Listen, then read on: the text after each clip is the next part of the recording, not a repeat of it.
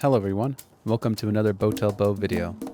In today's video, I'm going to be showing you the process I took to make my very first Holmegaard inspired bow.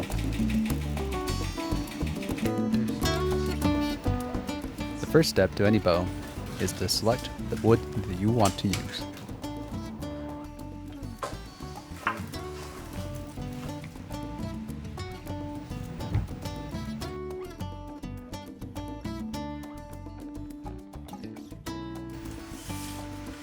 Here I have some nice staves and some bow blanks from lumber.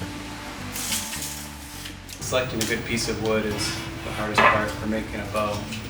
You decide what you're going to work with and what you're not going to be able to work with.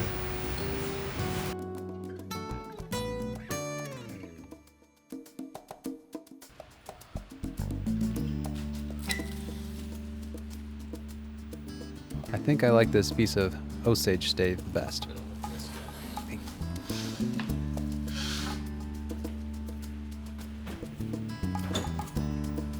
Depending on the type of wood you're working with, you do different things to get the wood started. For Osage, you don't want to keep the sapwood, which is the white wood here.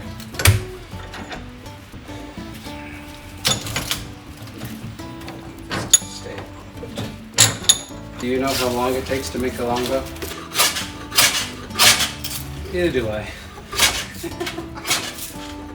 Each one is different, each piece of wood is different, so to say it takes X amount of time isn't true. I generally say it takes 5 to 10 hours to make a bow, and that's not including any time drying it, but it can easily take 20 hours if a piece of wood is being particularly painful.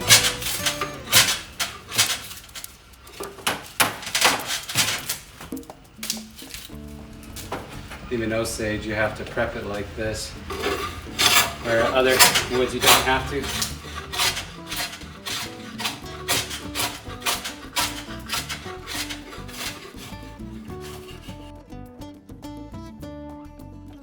Okay, so I have to get all this white wood off because it doesn't do the bow any good. And then the way wood works, the way a bow works, is the part that faces away from you is the back of the bow. The part that faces towards you is the belly. You got the back and the belly. And the belly, you can have, is always under compression. The back is in tension. And when wood is in tension, it wants to splinter. So you put that back in tension, it will eventually split. So you want to make sure your back is flawless, and each tree has growth rings in it. So you have to get this down to one growth ring on the back. It's called, the process of this is called chasing a ring.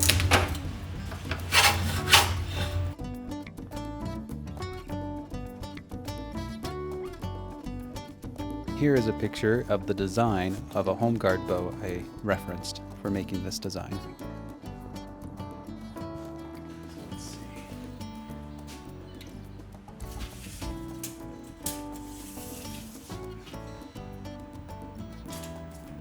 So my plan is to go a 68-inch bow. 68.5 is 34.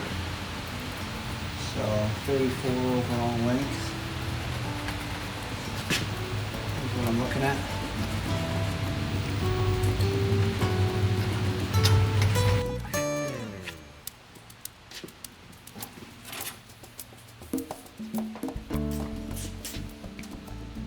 Center this.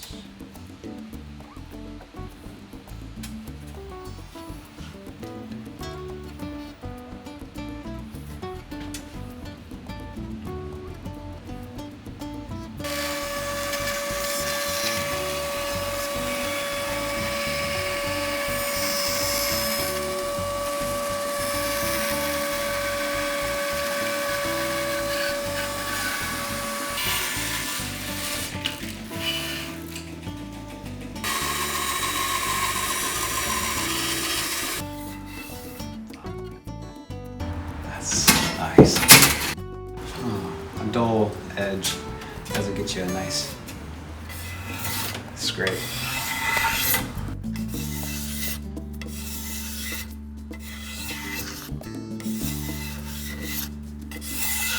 I do this because it helps get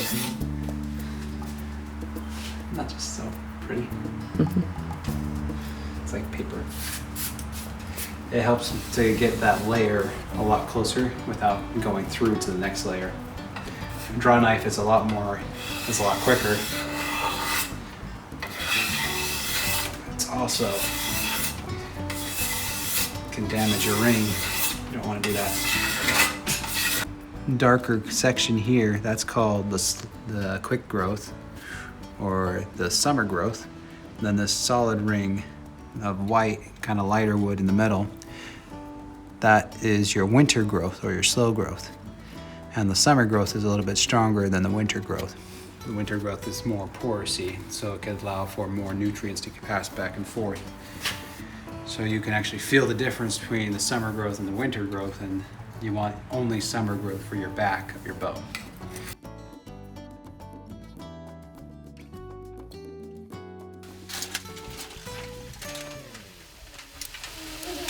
Looks pretty good.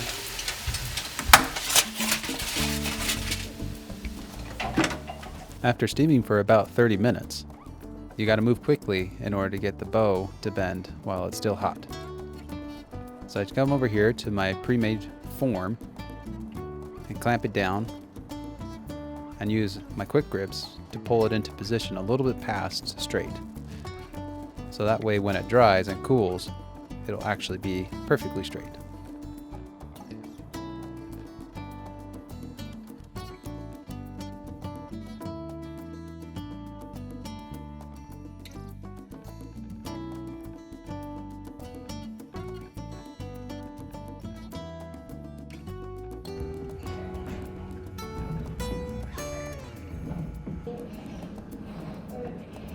Seems like we're farther down on the right hand now.